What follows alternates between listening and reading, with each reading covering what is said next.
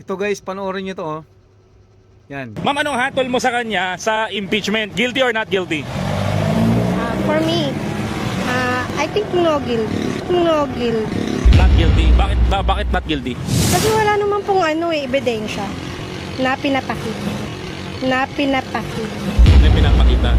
Puro lang po kailangan namin impeach, mga ganun lang po. Dapat po may proof. Proof? Yes. Ito po. 125 million in 11 days, hindi po siya nagpaliwanag. Saan niya dinala ang 16 million poverty OBP fund? Hindi niya rin po pinaliwanag. Confidential fund expenses, poverty allowance, DepEd, at 19,000 go student, hindi niya po pinaliwanag. Ano po ang masasabi niyo?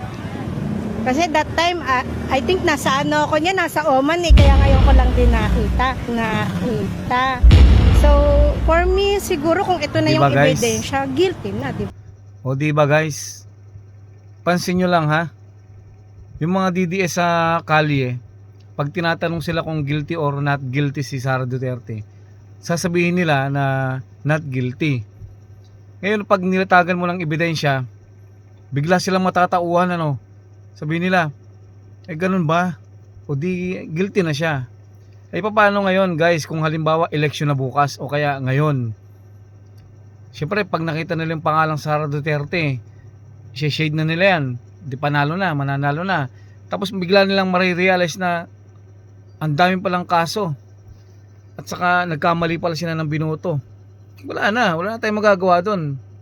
Presidente na siya. Wala na magagawa. Kaya dapat mga DDS, mag-isip muna kayo. Ako guys ha, DDS ako noon. Binoto ko si Tatay Digong. Tatay Digong din ang tawag ko doon eh. Kaya lang simula nung yon, ang pangit kasi ng paraan niya eh. Bilib na bilib ako sa noon eh. Nabudol ako dun sa pangako niya na war on drugs. Bilib ako doon kasi sino bang may gusto sa mga drugs na yan kung hindi mga drug addict din na katulad nila. Ngayon, maganda yun eh.